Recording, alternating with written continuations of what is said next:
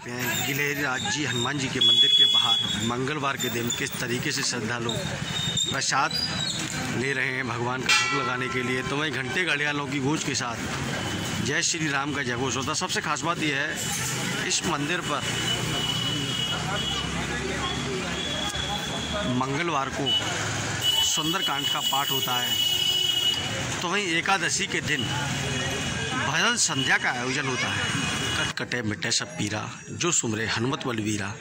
आज हम आपको ताला नगरी अलीगढ़ में गिलहरी वाले हनुमान जी के मंदिर में आए हुए हैं और आप देख सकते हैं इस तरीके से यहाँ पे खाटू श्याम जी भी विराजमान हैं और हनुमान जी तो है ही हैं, वही माँ दुर्गा भी विराजमान है। इसी तरीके से यहाँ पर महंत जी विराजमान हैं और इसके अलावा अन्य देवी देवताओं की प्रतिमाएं मंदिर में विराजमान हैं। आप देख सकते हैं इस तरीके से ये अलीगढ़ ताला नगरी अचलताल स्थित गिलहरी वाले हनुमान जी मंदिर का दृश्य है, जो कि आप देख सकते हैं, दर्शन कर सकते हैं इस तरीके से। गिलहरी वाले हनुमान जी के दरबार में आप देख सकते हैं इस तरीके से श्रद्धालु मंगलवार को पूजा अर्चना कर रहे हैं।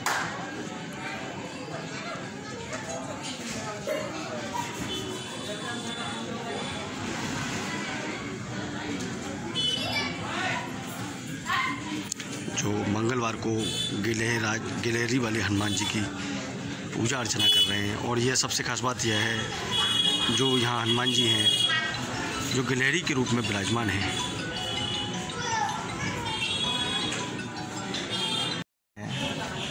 गिलहराज जी हनुमान जी मंदिर में इस तरीके से श्रद्धालु मंगलवार के दिन विशेष पूजा अर्चना में जुटे हुए हैं।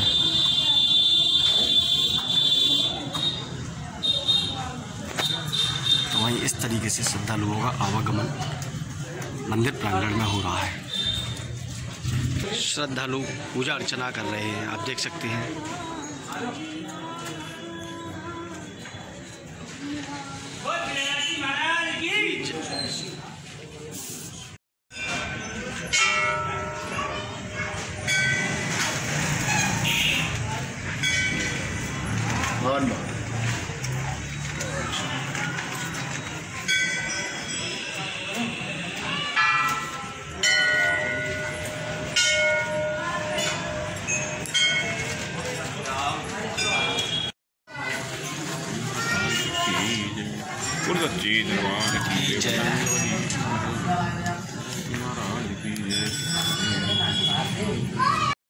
ताला नगरी अलीगढ़ में आप देख सकते हैं इस तरीके से गिलहरी वाले हनुमान जी बाबा के दरबार में श्रद्धालुओं का तांता लगा हुआ है। तो वहीं भव्य श्रृंगार श्रद्धा किए गए हैं, आप देख सकते हैं इस तरीके से। मैं दर्शन करवा दूँ पास क्या हम तो नौकरी कर रहे हैं, हमारी नौकरी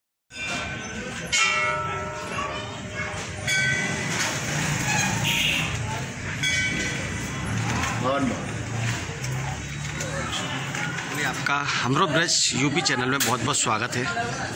गुरुजी आपका शुभ नाम क्या है? महंत योगी कौशलनाथ, प्राचीन सिद्धपीठ से गिलहराज जी हनुमान मंदिर से। अच्छा गुरुजी, जो हनुमान जी का मंदिर है ताला नगरी अलीगढ़ में गिलहराज जी का, तो जो मतलब हनुमान जी के अनन्य नाम हैं और इनका नाम गिलहराज क्यों रखा गया? यहाँ गिलहरी के रूप में हनुमान जी महाराज का श्री विग्रह है, इस कारण इस जगह का नाम गिलहराज जी हनुमान मंदिर है। अचलताल हरिगढ़ के मध्य शहर में ये स्थित है।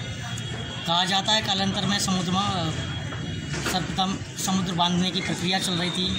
राम सेतु जब बन रहा था तब 33 कोटि देवी देवता विभिन्न जानवरों का, वन्य जानवरों का, बंदर भालू रीछ के रूप में उस कार्य को करा रहे थे, श्री राम कार्य में कर रहे थे। हनुमान जी महाराज बड़े बड़े पर्वतों के द्वारा समुद्र बांधने का कार्य कर रहे थे। राम जी ने कहा थोड़ा तनिक विश्राम कर लीजिए, ना तो राम काज में विश्राम कर सकते हैं, ना राम आज्ञा का उल्लंघन कर सकते हैं। तो विद्वानों का ये मतभेद है, कुछ कहते हैं वो गिलहरी रूप में आए, कुछ ये कहते हैं गिलहरी है। लेकिन भगवान श्री राम ने एक बार ये कहा था, हनुमान सम नहीं कोई बड़वागी, नहीं कोई सुर नर मुनि तन्नधारी। यानी सुर नर मुनि कोई भी जिसका तन हो वो हनुमान से ज़्यादा मुझे प्रिय नहीं है।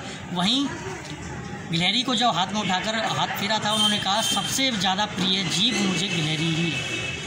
तो निश्चित रूप से लोग ये मानते हैं, विद्वान ये मानते हैं कि जब राम जी ने विश्राम की कहा तो वो सूक्ष्म रूप में आए और बालू की कणों के द्वारा ही सेतु बंधन का कार्य कर रहे थे। और ये सभी वानरों को उन्होंने बताया कि जो बड़े बड़े पर्वत आपने समुद्र में बांधने को डाले हैं, लेकिन वो इधर उधर बिखर ना जाएँ, जो बालू के कण हैं वो उनको जोड़ने का कार्य कर रहे हैं, यानी गिलहरी का जो कार्य होता है जोड़ने का होता है। यहाँ गिलहराज जी महाराज गिलहरी रूप में विराजमान हैं। तो यही मान्यता है कि किसी का परिवार उजड़ रहा हो उसको जोड़ने का कार्य गिलहराज जी महाराज करते हैं।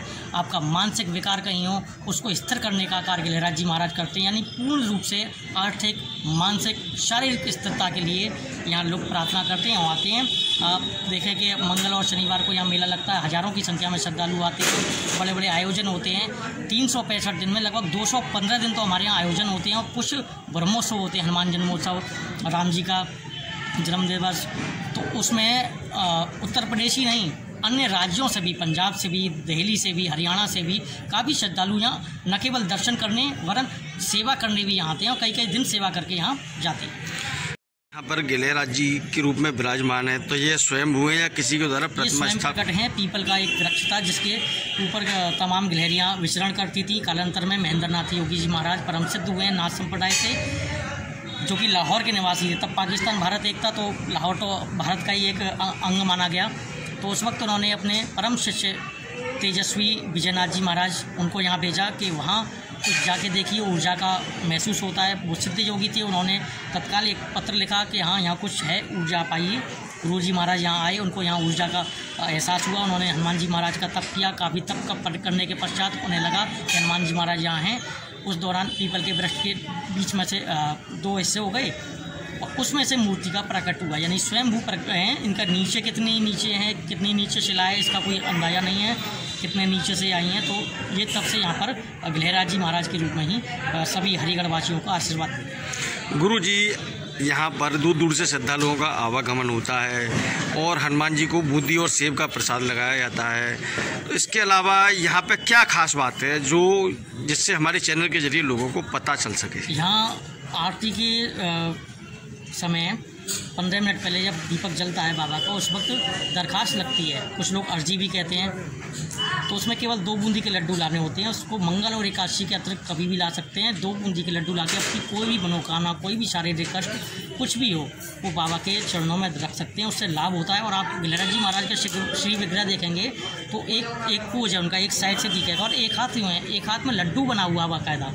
तो ऐसा कहा जाता है, पुराने विद्वान इन्हें गिलहराज जी नहीं एक और नाम उन्होंने दिया था। कई बड़ी बड़ी धार्मिक फिल्मों में भी इसका जिक्र हमने देखा है। ग्रह हर राज, सभी ग्रहों पर राज करे गृहराज हरिगढ़ के हनुमत, यानी सभी ग्रहों पर राज करते हैं। नवग्रह इनके चरणों में दबा हुआ है। लड्डू का प्रसाद मत चढ़ाने से नवग्रहों के कष्टों से भी मुक्ति मिलती है, ऐसा हमारे पूर्वजों ने, हमारे साधु सन्यासियों ने बताया है। क्या नाम भैया आपका? शुभम पाठक। अच्छा, आप कहाँ से आए हैं दर्शन करने के लिए अलीगढ़ ताला नगरी में गिलहराज जी हनुमान बाबा जी के? मैं हाथरस का रहने वाला हूँ, हतीसा गाँव का। जी जी।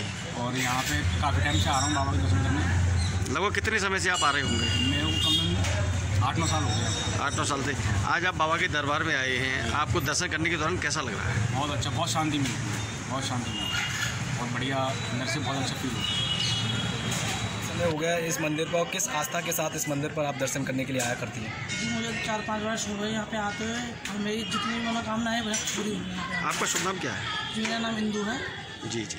तो आप 4-5 साल से लगातार बाबा के दरबार में हाजिरी लगा रहे हैं। बिल्कुल। आज आप दर्शन करने के लिए आए हैं, मंगलवार है और बसंत उत्सव की शुरुआत हो गई है, तो आज आपको दर्शन करने के दौरान आपको कैसा लग रहा है? बहुत अच्छा लगा, बहुत मन प्रसन्न हुआ मेरा यहाँ आने के बाद। मुझे बहुत खुशी हुई और मैं यहाँ 4-5 साल से आ रही हूँ, मुझे बहुत अच्छा लगा।